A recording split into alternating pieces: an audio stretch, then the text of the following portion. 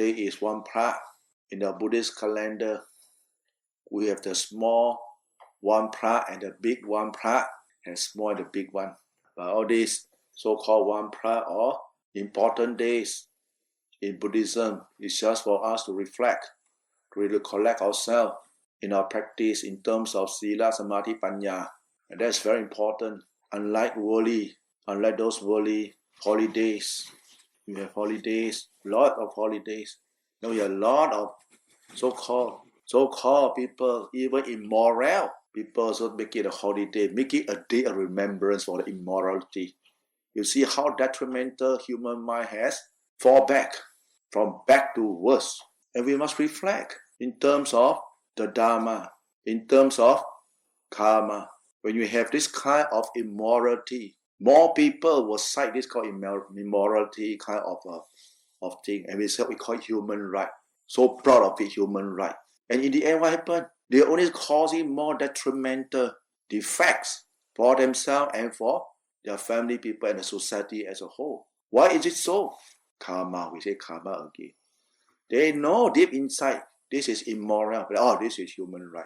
So be careful when we talk about, we got to take what the Buddha said, Dhamma democratic is more important. If we want to take the world first to replace Buddhism, to replace the value of Buddha, then we are already forgotten the true value of Buddhism is to uplift human suffering. A lot of people, they're mistaken. They have lost their track, their bearings. We must thinking about how to evaluate our suffering that is caused by greed, by hatred, by delusions, by pride, by ego. When the Buddha talk about the righteousness, it's just a person. If you are good, you don't tell people you're good. You go everywhere you're good. Actions speak louder than words. Right? It's just a rice. It's just a rice. You can give to any races, any country, any people on earth. They can take. They don't care whether it's you're Buddhist or not Buddhist or what. Because the purpose is to feed you food so that you have strength. Your body can be healthy. It's like water to quench your thirst. But nowadays, human being has been overtaken by the worldly principle to offset the religious guidance, and that's why things will get screwed up in the future. We'll be back to worse, because we're using the defilement to be our teacher, not the Buddha Dhamma. The Buddha Dhamma is how to relieve ourselves, how to become more calm, how to relinquish our greed, our hatred, our anger, our jealousy, and those things so-called unfairness. We look inside here. That is a practice. But a lot of people, they can't do it because so-called freedom. You see, you look at the whole world. Don't they have freedom? Freedom under disguise of what? Greed, hatred, and delusion. They say freedom. And then bomb here, bomb there, you call freedom. In the end, causing all this suffering for people. You call freedom? Where does the fairness stand? That's why it's a world of samsara, the world of suffering. That's why when we reflect on this thing, we can never change the world. This whole world is diluted.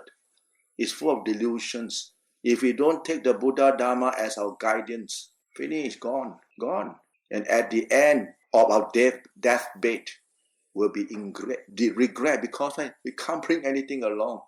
Name, fame, pride, ego, you can't bring along. What you can bring along is what? Goodness that we have accumulated. And the best is what? The relinquishment of greed, hatred, and delusions off your mind. Then you can be very sure that, don't worry, you won't come back to suffer again. But if you want to take the world first, never ending. The world is keeps spinning, spin and spin and spin, spin and spin and spin. I read an articles about this Japanese try to solve discriminations of races, Asians in America. In the end, he said, he given up. He said, you can never do it because human beings are like that. So people got to go through the phases of what? Encounterment, phases of experience of failure. Until you accept, this is human being. This is human weaknesses.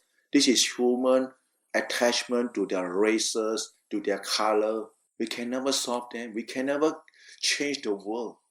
Like the Buddha said, we can only change ourselves. If not, the Buddha will keep, why people keep changing outside things? Because they don't have foothold inside the mind. They cannot find the real happiness. If you find the real happiness within, you'll be less burdened. Burden in what? Burden in our mind. We can live very happily. But of course, we are not selfish. Seeing other people suffering, we laugh at them. No. We have compassion. We approach to offer help. But if people don't want our help, we leave it as it is, and that's it. We don't enforce things. Leave it alone. If not, it be something what we are seeing now in the whole world. War, aging war. When the countries wanted to impose certain ideology in a different country with different cultural background, and what will happen? And all this thing we look, human greed. You see, it's so easy to differentiate when we look at this type of thing. When you read news and you have some Dhamma base, you start to analyze, this is what is happening. Greed, hatred, vested interest. On my way, I kill you. I don't care. You're suffering. Make sure I don't suffer enough. You see, how selfish human being. But this is the world. This is the world. When we talk about fairness, there's no fairness in the whole world. We look at the whole thing. We can only be fair to ourselves. We don't betray ourselves. We be kind to ourselves. Then we will know how to treat other people properly. Then we will live very happily. We're happy because we happy not because of other people's expenses. We happy because we are not under the control of our greed, hatred, delusion. We are not under the control of our anger, of our views that we want to impose and people don't follow. We don't care. We just leave it as it is. And we just life move on. And the society, they are like that. What can be improved? It will improve. It's just a person, a small kid. I always like to use an analogy. When a small kid, since children time, he saw the adult using a matchstick, and like a matchstick, the spark of the fire is so thrilling. It captured the small boy's memory. The small, what is that? I want to try. So thrilling. And one day when the parent is not around, before the parent spotted that, the parents ever see this kid try to go to the matchstick and they know the danger. No. Will tell the kid, the parents or the adult will tell the child, no, don't play. Maybe somebody give a slap on the hand and then you will cry. But one day when nobody around, this small kid, nobody can control me now. He go to the matchstick. Happily, he take out the matchstick and spark. That moment of joy arises. Wow, he's so happy. He can see, he can produce spark himself. And then he don't know it's danger. He go and touch a spark, touch the fire. He get burned. The finger get burned. Straight away. He don't tell the small kid to throw away the matchstick. It's an automation. It's an auto instinct. The kid will straight away throw. And deep inside the mind, the kid learns straight away, don't touch that fire anymore. It's painful. Same thing. We human beings are like that. Where we never bang, we will never learn. So it's good to expose. If people tell you, we don't listen, then we bang, then we learn to the hard way. That's why certain people, they learn to the hard way. Certain people, they are easy. Just tell them one time, they learn. Certain people, even you teach them, explain to them, show them, and yet they cannot do. So it's what we call non-receptive. It's normal. We come across even our family members, our children, some children from the same mother, so smart, so brilliant, study so clever. The same family, same maybe son or daughter, tuition, extra coaching, but still cannot go into the brain. Why? Because the mind is non-receptive, cannot concentrate. So we call it karma. Karma because of the individual doing in the past and now become like that. We have the choice. We human beings have choice. It's not that we don't have choice. We have the choice to choose. So remember, we choose our choice. We choose our route of advance, and we got to be responsible for what we have chosen. And of course, other people also have their own choice to choose, and each choose their own way. Even though we may be staying in the temple together like a family, but every person think differently. Every person practice differently, different kind of practice. In their mind, the way they think is all different. That's why you see, sometimes they talk about mental views is different, which is true. Everybody is living in their own world, which no one knows what they're thinking. And we don't need to know because it's not our business. It's not our business because each one got their own set mind of thinking, the way they experience in their daily life, the way they have to decide for their family life, the way they're going to do things. And we have the common laws, what we call it, the precept to guide people. And that's it. We look at the person. Oh, this person come for precept. Yeah, okay. This person come for dana. Okay. This person come for chanting. Okay. Meditation. Okay. So we see different people, they have different requirements for themselves. And we say, oh, good for them. It's better than people who don't come. They go to the bar, drink, get drunk, or they involve with drugs or gambling. So you must see, sometimes we say, oh, people come to the temple. At the very least, they do some goodness for themselves. We can see, and how many people can come to the temple if we were to look nowadays in the society like that? Very few. The same old face because everybody is running after resources, money to meet ends meet. And that's why you see, it's not easy. It's not easy. We are very lucky lot. We are very lucky lot. So we must treasure with what we have. Like I said earlier, one Pra, we also celebrate. Celebrate in terms of the tradition of what the Buddha said, come and observe a precept.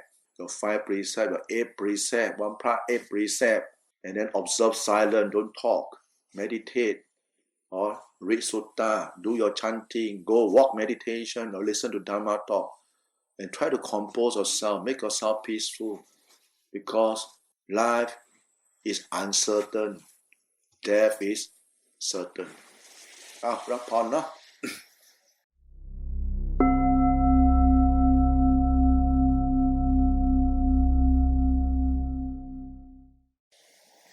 Now today is the 15th, one Pra, and it falls in the Chinese calendar is what we call that, the Mooncake Festival. People will be celebrating, right, in Thailand, especially Songpanna, the northern south of Thailand. Today is a day where they recall the gratitude of the parents or the deceased family members. They will do dana, they will tumble, they will go to a temple, they will do dana, they will build JD side. JD side means a sand pagoda.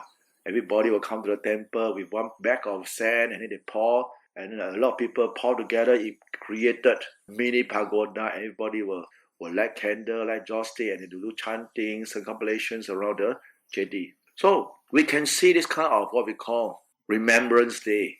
Remembrance Day. This Remembrance Day let us recall the goodness, the gratitude of our people who have done good to us. And these are good Remembrance Day. It's just like our Buddhist Remembrance Day.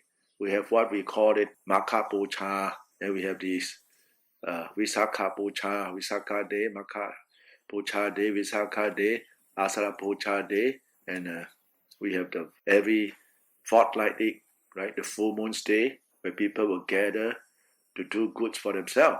Like what we are gathering here like today, right? We do dana, after that you chanting, and then you sit and meditate, compose your mind, calm yourself. These are the kind of Remembrance Day we would like to adopt. Unlike the Remembrance Day nowadays, the society created all this crazy Remembrance Day. We don't know what kind of Remembrance Day. We have this kind of, like what you see, it's just animal thinking only. It's not a human thinking, or it's very detrimental for moral value. Because in the moral values, it's very important.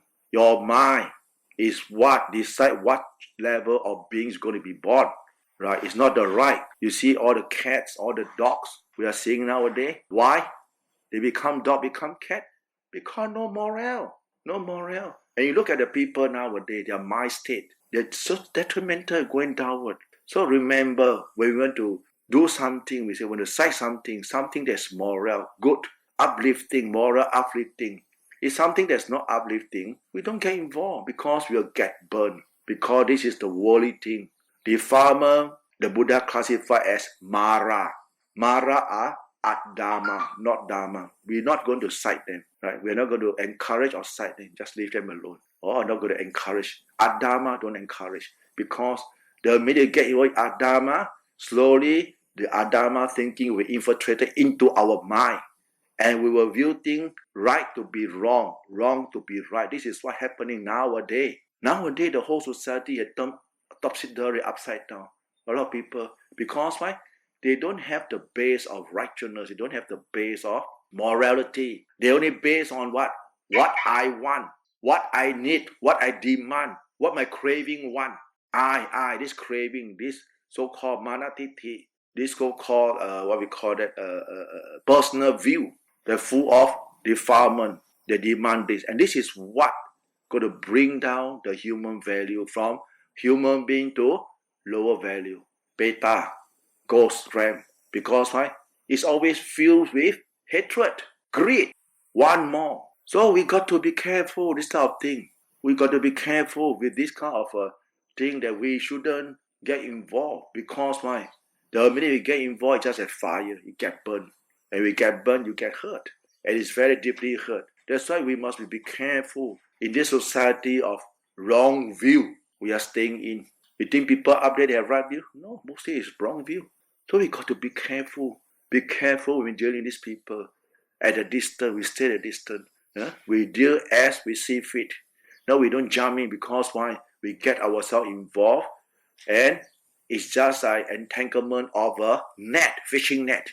You saw fish, when they entangle in the net, they cannot break loose because it's entangled. That's likewise the entanglements of the worldly thing and our mind. If we entangle with our mind that is subjected to this kind of involvement, our mind will be entangled with this kind of thinking. And this thinking will be only detrimental for the mind state. Right? It makes yourself very tired, not encouraging, you feel very dull, and it doesn't bring any moral uplifting for our own mental wealth. We can't meditate because every time we meditate, this thought disturbs us. That's why we talk about nirvana, the hindrances of the mind. When it comes to meditations, why the Buddha wants us to cut as much of involvement as possible. Besides, within this boundary, this temple boundary, external, we start to cut. As we see fit. It's not that we are selfish, because we must put our priority first. The priority of uplifting the Buddha's teaching, the priority of expert in our Vinaya, expert in the Samadhi practice, expert in the Chongkrom, expert in our chanting, expert in everything related to our responsibility that we have to deliver. Then we can say that, we are doing something for ourselves first. Because why? When the next generation and new people come in, they will know the proper thing. They will know the proper thing of what to go about. If not, it's very hard. It's very hard. Because the real thing will start to fade away. I saw a lot of happening in Asia all this year as a monk. Some monks, they don't chant. They say, what for we do chanting? We chant, we don't know. We read sutta, we do. Then got some monks, they chant. They chant only Thai word. They don't chant the Bali word. They say, what for I chant Bali, I don't know. If you want to adopt this kind of mentality, it's very, very harmful because why not? We say that, okay, I practice Bali chanting. At the same time, I also understand the meaning. At the same time, I can explain in different language. What's wrong? If you are a person who are creative, who are very productive, very positive, you should view things, everything that we encounter to be our benefit to ourselves and to other people. And this is how we can benefit. And in the end, after they chant in Thai, and one day, one Bali expert comes in, hey, you're translate wrongly, You see? Oh shit, they've been chanting for so long, wrongly. See? So it's always good. That's why in our forest tradition, the teachers encourage, no, you got to chant Bali. If you want to translate, then you translate. It's better to chant both. Like for myself, I also got this problem when I was in Thailand. I chant Bali for more than 10 years. I don't know what the heck I've been chanting. because of the faith I chant. And I feel good when I chant. It was only when I go back to Malaysia that I have a group of university students help me to translate. That's why the book, nowadays we chanting, come up with this book. Because these are the chant I chant without knowing what's the meaning. Because they are in Thai. And I need to translate the pronunciation into English syllabus just for pronunciation's sake. But because we never study the language, we don't know. And we don't have the time to study because we emphasize more on the practice of meditations. But later, as we grow older, then we say, oh, we come to educational level, we say, hey, for the sake of education, we should have this, we should have that. This is how human beings implement new training program into the system. And it's for whose sake? Not for, it's for our sake and for the sake of the next generation of people to come. People will come. And you have a living example to show them that this is the way we practice. Then people will be, oh yeah, I've been looking for so long this stuff. And people will come in. Because people are not stupid. Our actions speak louder than words. Remember, actions speak louder than words. Just like the Pindabata, the arms round, the exposure, the eyesight contact of people seeing a monk Pindabat. At first, it's, what the heck is he doing? And later, why is staying there? So cold. And then the thought comes, oh, maybe he needs something. See? Maybe a few days time he can think of need something. And then after a few days time, maybe I should approach him. And then approach him, still shy, don't know. If I give him things, he will scold me. Then you see, this is how we give people the opportunity to invite people to do goodness through the way of our action. That's why I say, action speak louder than words. Action deliver better than talk. We see so many speakers in the whole world. They talk, you see? Just talk only. No action. And then when the action is money. Everybody looking for money only. Why not go and practice? We just practice. Let the thing happen by itself. Then the Dhamma will be handed from generation. Never mind. Less people. That's okay. Less people because we want people who are wise. We want people who know how to think. It's okay. You get one good one, very good one, and can carry on the lineage. Enough. Better than you have all this all over the place. For what? It make the religion more and more detrimental. We got to look at this aspect. That's why when I see someone do certain thing good, right, put full swing, we support. Never say no good. Go ahead, full swing. You see? That should be the way. If we want to uphold goodness of the Buddha, teaching of the Buddha, this is the way we uphold. We don't need to give very good talk. Don't need to explain the 84,000 canons in the... Don't have to. There's book you want to read yourself. But we pick and choose those that we encounter. We have the problem our society facing now. How are we going to put all these things up into actions? How to remedy, how to help ourselves, how to adapt, how to invite people to use the Buddha's teaching, the Buddha's value, the good value for mankind, so that we can have a better society to stay in, rather than what we are seeing now, like recently, but this is the world. Always, when we come to conclusion, say, well, this is the world. This is the way it is. The world of samsara, the world of greed, hatred, and delusions. The world of Dhamma and Adhamma that coexist together. So we have the opportunity we choose for ourselves. And that will be sharing for today.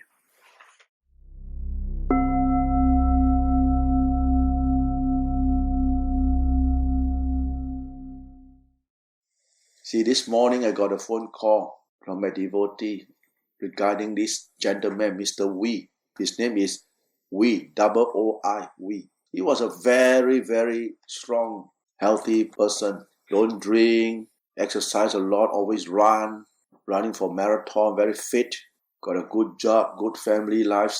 And one day, things doesn't turn his way. He was preparing. He built a wooden bungalow in his hometown, hoping that when he reached the age of 55 or 60, he will retire. Before he could even retire, you know what happened? This uncertainty struck him. It's not he involved in accident. His body feels him. What feels him? there's a kind of virus. They eat into this bone, eat into his flesh, his muscle, and he just no strength slowly, and he will die very slowly. And at this low peak of his life, I was invited to Penang to conduct a meditation retreat, and the sister was the organizer. So after the retreat, she invited me to stay in his brother bungalow, a wooden bungalow, because she knew I love wood. So I went.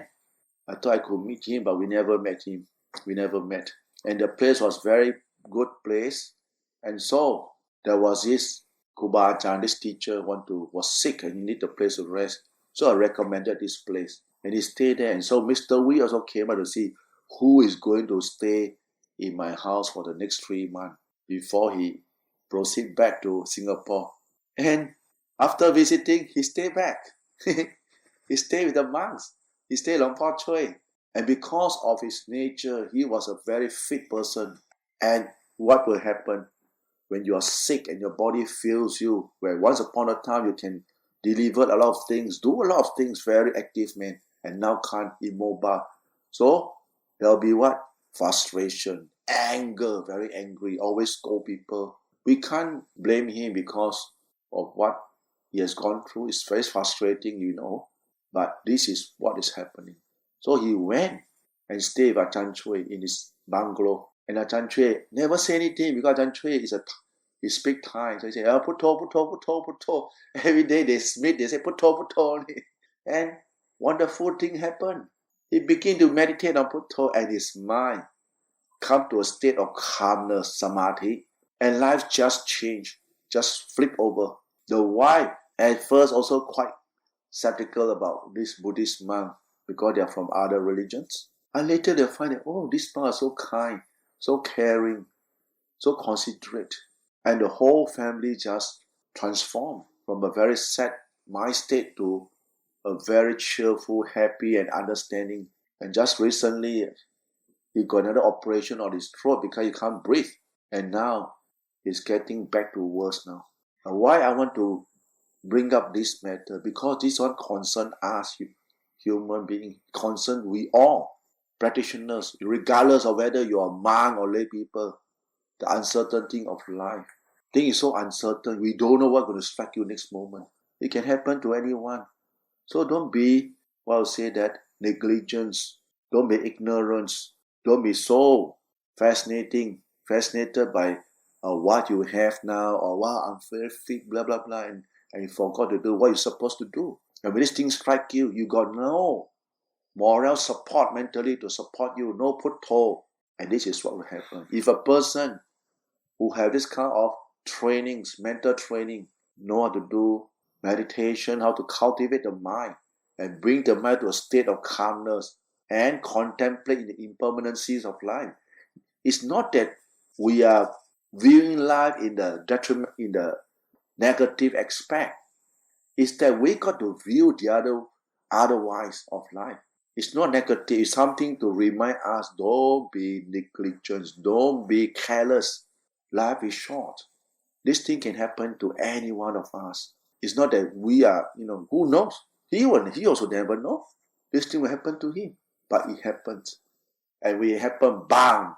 It's like a smack, a head-on crash onto the face.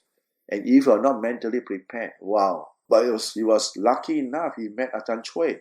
Ajahn Choi managed to stay together for the whole Vasa and practice meditation under Ajahn Choi's encouragement, and subsequently under Prabhupada Po.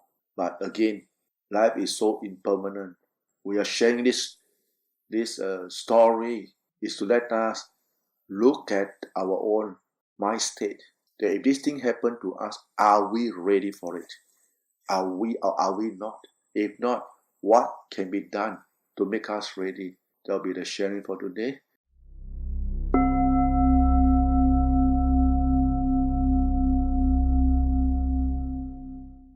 Yatha varivaha pura paripurenti sakarang eva meva nitotina petana upakapatit อิจิตาปฏิตาตุมหังคิปะเมวะสมิจตุสัพเพปุเรนตุสังคปาจันโทปนาราโสยธามณิโชติราโสยธาติโยวิวัจจันตุสัพพะโรโควินาศตุมาเตภวะวันตรายโยสุขิติกายุโกภวะมิวะธนาสิเลสนิจังพุทธปัจจายโนจัตตารโอธัมมาวัฏันติอายุวันโนสุขังอาลายาสมิปะเดเสกาเปเตวาสะปะริตจัตติโยศีลาวะเดตโมเจตวาสัญญาเตพระมจาริโนยาดาตาเดวตาสุนตาสาดากินามาเดเสตาปุจิตาปุจายันติมาริตามานายตินังตาโตนังอนุกัมปันติมาตาพุทธาวราสังเทวตานุกัมปิโตโปโสสัตตบารานิปัสสติภวตุสาพมังคลังราคะตุสาปเดวตาสัพพพุทธานุภาเวนะสดาโสติภวันตุเตภวตุสาพมังคลังราคะตุสาปเดวตาสัพพธัมมานุภาเวนะสดาโสติภวันตุเตภวตุสาพมังคลังราคะตุสาปเดวตาสัพพสังฆานุภาเวนะสดาโสติ